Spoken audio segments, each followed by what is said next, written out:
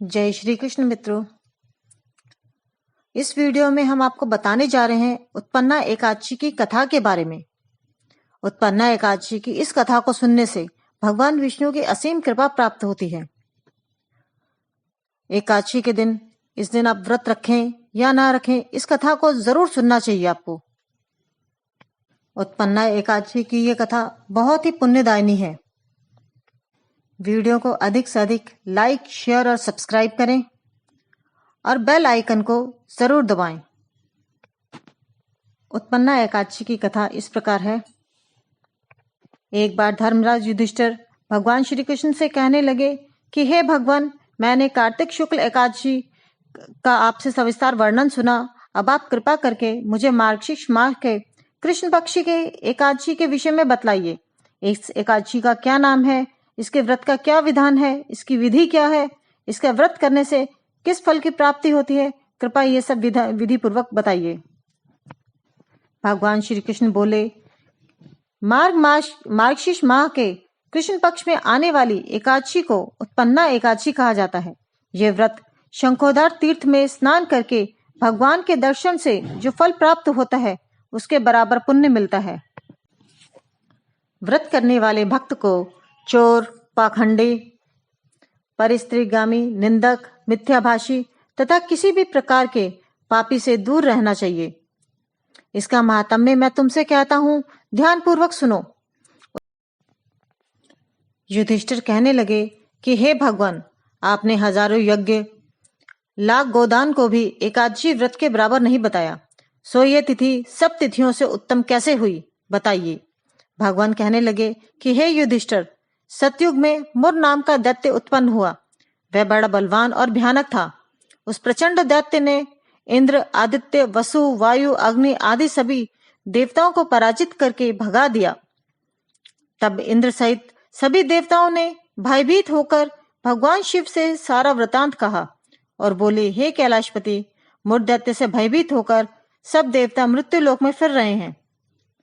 तब भगवान शिव ने कहा कि हे देवताओं, तीनों लोकों के स्वामी, भक्तों के दुखों को नाश करने वाले भगवान विष्णु की शरण में जाओ। वे ही तुम्हारे दुखों को दूर कर सकते हैं।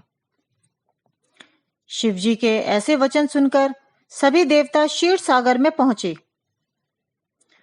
वहां भगवान को शयन करते देख हाथ जोड़कर उनकी स्तुति करने लगे कि हे देवताओं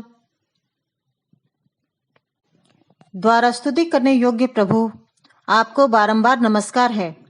देवताओं की रक्षा करने वाले मधुसूदन, आपको नमस्कार है। आप हमारी रक्षा करें।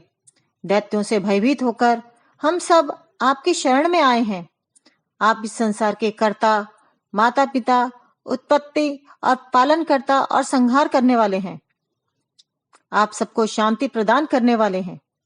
आकाश और पाताल में भी आप ही हैं। सबके पितामह ब्रह्मा, सूर्य, चंद्र, अग्नि, सामग्री, होम, आहुति, मंत्र, तंत्र, जप, यजमान, यज्ञ, कर्म, कर्ता, भोक्ता, सब आप ही हैं। आप सर्वव्यापक हैं। आपके सिवा तीनों लोकों में, चर तथा अचर में कुछ भी नहीं है। हे भगवान, दैत्यों ने हमको जीतकर स्वर्ग से भ्रष्ट कर दिया है और हम सब देवता इधर उधर भागे फिर रहे हैं।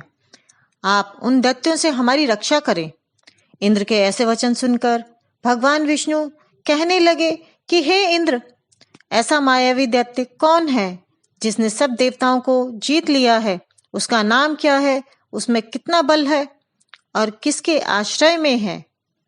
उसका स्थान कहाँ है? ये सब मुझसे कहो। भगवान के ऐसे वचन सुनकर इंद्र बोले कि हे भगवान, प्राचीन समय में नाड़ीजंग नाम का एक राक्षस था। उसके महापराक्रमी और लोक विख्यात मुर नामक एक पुत्र हुआ। उसकी चंद्रावती नाम की नगरी है। उसी ने सब देवताओं को स्वर्ग से निकालकर वहां अपना अधिकार जमा लिया है। उसने इंद्र, अग्नि, वरुण, यम, वायु, ईश, चंद्रमा, नैऋत्य आदि सबके स्थान पर अधिकार कर लिया है। सूर्य बनकर स्वयं ही प्रकाश करता है, स्वयं ही मेघ बन बैठा है और सबसे अजय है। हे असुर निकंदन, उस दुष्ट को मारकर देवताओं को अजय बनाइए। ये वचन सुनकर भगवान ने कहा कि हे देवताओं, मैं शीघ्र ही उसका संहार करूंगा। अब तुम चंद्रावती नगरी जाओ। इस प्रकार कहकर भगवान सहित सभी देवताओं ने चंद्रावती नगरी की ओर प्रस्थान किया। उस समय जब दैत्य मुर सेना सहित युद्ध भूमि में गरज रहा था, उसकी भयानक गर्जना सुनकर सभी देवता भय के मारे चारों दिशाओं में भागने लगे। तब स्वयं भगवान विष्णु रणभूमि में आए तो दैत्य ने उन पर भी अस्त्र शस्त्र आयुध लेकर दौड़े। भगवान ने उन्हें सर्प के समान अपने बांधों से बीन डाला। बहुत से दैत्य मारे गए, केवल मुर बचा रहा। वह अविचल भाव से भगवान के साथ युद्ध करता रहा। भगवान जो भी तीक्ष्ण बाण चलाते, वह उसके लिए पुष्प सिद्ध होता। उसका शरीर छिन्न भिन्न हो गया, किंतु वह लगातार युद्ध करता रहा। दोनों के बीच मल्ल युद्ध भी हुआ। 10,000 वर्ष तक उनका युद्ध चलता रहा, किंतु मुर नहीं हारा। थककर भगवान बद्रिकाश्रम चले गए। वहां हेमवती नामक सुंदर गुफा थी। उसमें विश्राम करने के लिए भगवान उसके अंदर प्रवेश कर गए। ये गुफा 12 योजन लंबी थी और उसका एक ही द्वार था। विष्णु भगवान वहां योग निद्रा की गोद में सो गए। मुर भी पीछे पीछे आ गया। भगवान को सोया देख मारने को उद्यत हुआ। तभी भगवान के शरीर से उज्जवल कांतिमय रूप वाली देवी प्रकट हुई। देवी ने राक्षस मुर को ललकारा, युद्ध किया और उसे तत्काल मौत के घाट उतार दिया। श्री हरि जब योग निद्रा से उठे तो सब बातों को जानकर उस देवी से कहा कि आपका जन्म एकादशी के दिन हुआ है, अतः आप उत्पन्ना एकादशी के नाम से पूजित होंगी। आपके भक्त वही होंगे जो मेरे भक्त हैं। इससे प्रसन्न होकर भगवान विष्णु ने एकादशी नामक उस कन्या को मनवांछित वरदान देकर अपनी प्रिय तिथि घोषित कर दिया। श्री हरि के द्वारा अभीष्ट वरदान पाकर वह परम पुण्यप्रदा एकादशी बहुत खुश हुई। तभी से उत्पन्ना एकादशी के और एकादशी के व्रत का प्रचलन है। भक्तों, आपको हमारी ये कहानी कैसी लगी? कमेंट सेक्शन में कमेंट करके जरूर बताइएगा।